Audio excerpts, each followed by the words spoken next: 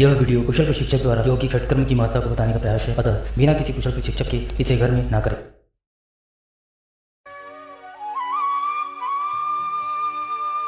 षटकर्म 6 प्रकार के होते हैं: धौती, बस्ती, नेति, नौली, त्राटक, कपालभाति, जिनके और भी अनेक आंतरिक भेद हैं। जैसे धौती के अंदर वमन धौती, दंड धौती, वस्त्र धौती आदि आते हैं। नीति के अंदर चल नीति, रबर नीति, सूत्र नीति तथा घृत नीति, दुग्ध नीति, तेल नीति आदि भी आते हैं। वैसे ही बस्ती के अंदर गजकरणी, शंख प्रक्षालन आदि आमाशय को शुद्ध करने वाली क्रियाएं आती हैं। त्राटक आँखों के लिए अत्यंत ही लाभकारी क्रिया है। यह आपके ध्यान एकाग्रता को बढ़ाता है। वैसे ही नौली उदर रोगों के लिए अत्यंत लाभकारी है, जिसे मध्यमा नौली, वाम नौली और दक्षिण नौली आदि तरीकों से किया जाता है। उदर को संकुचित कर इसमें उदर का संचालन किया जाता है। अंत में कपालभाति। कपालभाति को वैसे प्राणायाम के रूप में भी देखा जाता है, परंतु ग्रंथों के हिसाब से यह एक क्रिया है जिसके 3 प्रकार हैं: वातक्रम, व्युत्क्रम, शीतक्रम। वातक्रम श्वासों के द्वारा किया जाता है तथा व्युत्क्रम और शीतक्रम जल नीति में ही मुख से पानी पीकर नाक से निकालना तथा नाक से पानी पीते हुए मुख से निकालने की क्रिया है। इसी प्रकार सारी जो शुद्धि क्रियाएं हैं वे शरीर के आंतरिक भागों की शुद्धि के लिए बनाए गए हैं। इसे हम क्रमशः इस प्रकार भी समझ सकते हैं, जैसे गर्दन से ऊपर वाले भागों के लिए नेति, त्राटक और गर्दन से नीचे छोटी आंत तक के भाग की शुद्धि के लिए वस्त्र धौती, दंड धौती, वमन इत्यादि है तथा आमाशय की शुद्धि के लिए बस्ती, गजकरणी, शंख प्रक्षालन इत्यादि है। इस प्रकार इन क्रियाओं का प्रयोग करके अनेक प्रकार के रोगों से बचा जा सकता है तथा इनके अभ्यास से आप निरंतर स्वस्थ बने रहते हैं, क्योंकि यह आपके आंतरिक अंगों में एकत्र हुए अपशिष्ट पदार्थों, मलों इत्यादि को निकालने में अत्यंत ही कारगर है।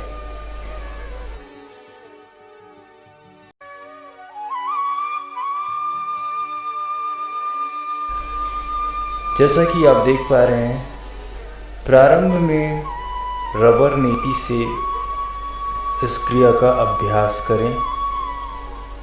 धीरे धीरे जब आप इसमें कुशल हो जाएं, फिर आप सूत्र नीति का प्रयोग करें।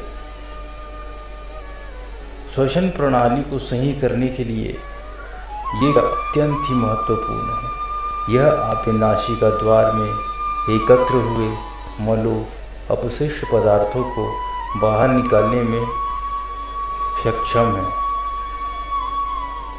इन क्रियाओं को करने के लिए कुशल प्रशिक्षक का नेतृत्व अत्यंत ही आवश्यक है। इसे स्वयं घर में दोहराने का प्रयास न करें। इन क्रियाओं को करने से पहले कुछ जानकारियां जरूरी हैं जो आपको जान लेनी चाहिए। कुछ क्रियाएं जैसे धौती आदि को सूर्योदय से पहले ही करना चाहिए, क्योंकि सूर्योदय के बाद मुख में अम्लीय क्षार बनने शुरू हो जाते हैं, जिससे धोती इत्यादि को निगलने में कठिनाई होती है। अतः इस चीज़ का ध्यान रखें और इन क्रियाओं में उपयोग में लाए जाने वाले उपकरणों को अत्यंत ही सावधानी से रखें तथा प्रयोग से पूर्व इन्हें गर्म पानी में अच्छे से धो लें। यौगिक क्रियाओं को प्रारंभ करने के लिए सबसे पहले आपको हल्के गुनगुने पानी की आवश्यकता होती है तथा उसमें नमक मिलाकर उसे अच्छी तरह से मिला लें।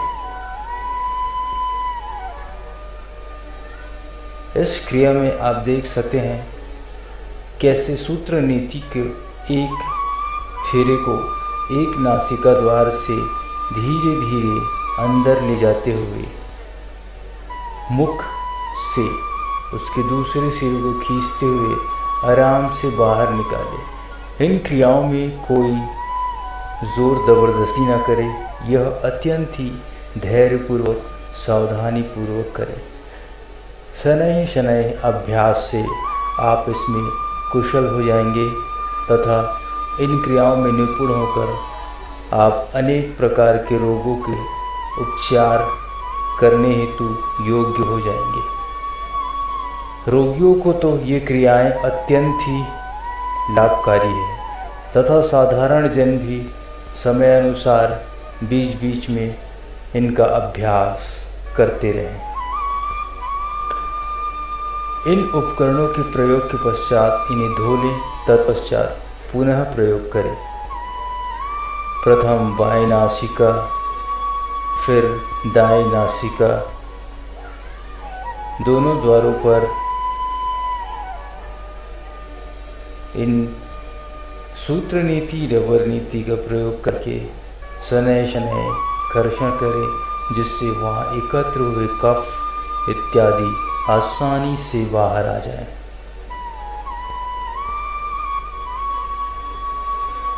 प्रारंभ में आपको इसमें थोड़ी तकलीफ हो सकती है, परंतु सावधानी पूर्वक इसका अभ्यास करने से आप इसमें कुशल हो जाएंगे।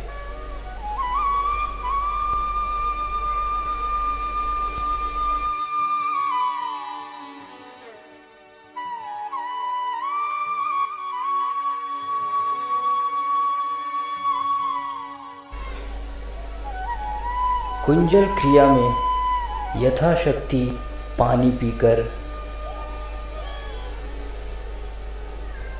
मुंह में 2 उंगलियों को डालते हुए हल्के से गुदगुदाएं, जिससे पिया हुआ पानी बाहर आने लगता है। जब तक पूरा पानी बाहर ना जाए इसी तरह प्रक्रिया को दोहराएं। जब पूरा पानी बाहर आ जाए तत्पश्चात रुक जाए। इस क्रिया को करने से हमारे मुख द्वार से लेकर छोटी आंतों तक एकत्र हुए सभी अपशिष्ट पदार्थ, मल इत्यादि सरलता से बाहर आ जाते हैं, जिससे हमारी पाचन क्रिया सक्रिय होती है और इन मार्गों में एकत्र हुए कफ इत्यादि पूरी तरह से बाहर आने से स्वस्थ श्वसन प्रणाली का अनुभव होता है।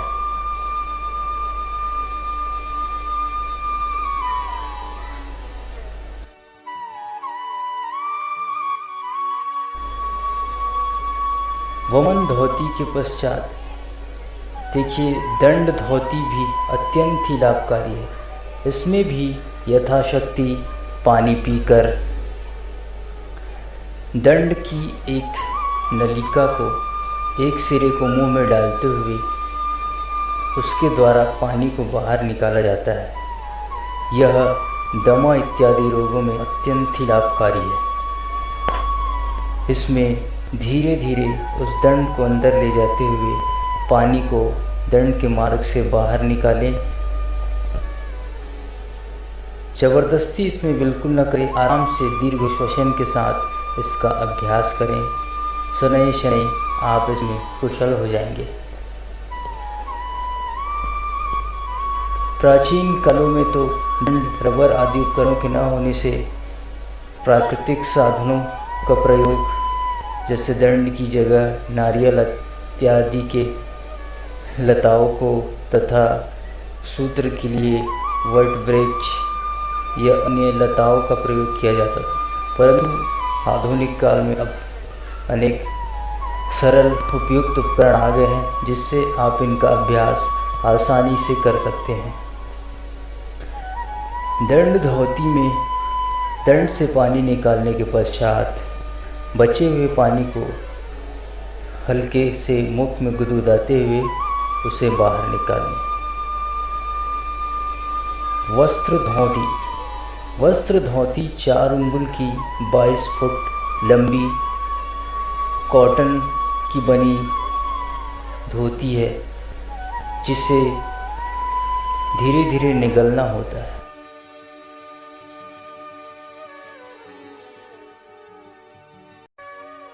यह हमारे शरीर में एकत्र हुए अपशिष्ट मल पदार्थों को अपनी ओर आकर्षित करके उन्हें बाहर निकालता है।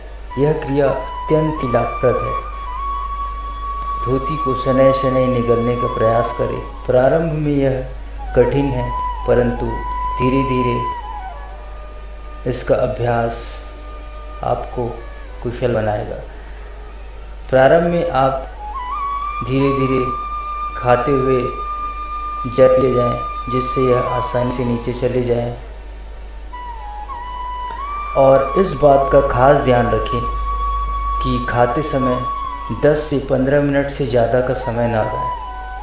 आपको इसी अंतरकाल में ही इसे बाहर भी निकालना है, क्योंकि 10-15 मिनट के पश्चात मनुष्य का पाचन तंत्र सक्रिय हो जाता है, जिससे अगर आप धोती को से ज़्यादा समय तक रोक कर रखेंगे तो पाचन क्रिया उसे पचाने लगेगा, जिससे आपको नुकसान हो सकता है। अतः सावधानीपूर्वक 10 से 15 मिनट के अंदर ही इसे खाकर बाहर निकालें तथा ज़बरदस्ती इसे खाने का प्रयास न करें। शुरू में यह आपको तकलीफ़ देगा, थोड़ी सी उल्टी होगी, परंतु समय समय अभ्यास से आप इसमें कुशल हो जाएंगे। यह क्रिया अनेक रोगों में अत्यंत ही लाभप्रद है, अतः इसका अभ्यास निरंतर करते रहें और इसका भरपूर फायदा हो। इसी प्रकार इसका उपयोग करने के पश्चात इसे अच्छे से धो कर रखें। ऐसे ही व्युत्क्रम में मुख में पानी भरकर नाक से निकालें।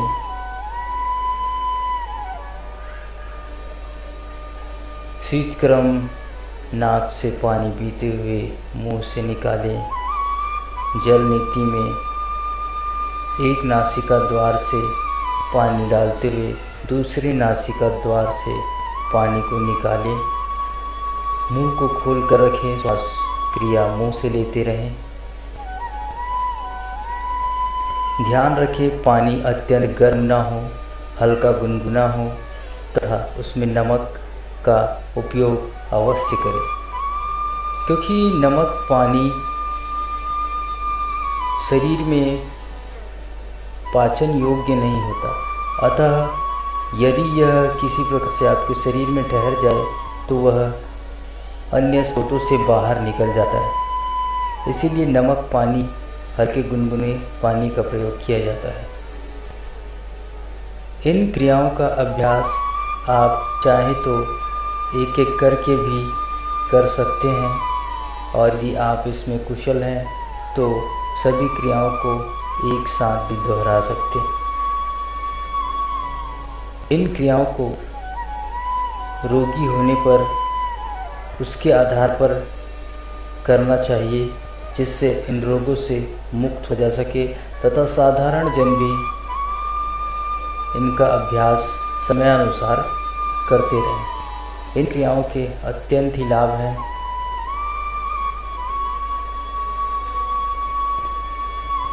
आंतरिक शुद्धि के लिए इन क्रियाओं का अपना ही महत्वपूर्ण स्थान है। अतः कुशल नेतृत्व, कुशल प्रशिक्षक के साथ इन क्रियाओं का अभ्यास करें, इन्हें अच्छे से सीखें और इनका भरपूर लाभ उठाएं।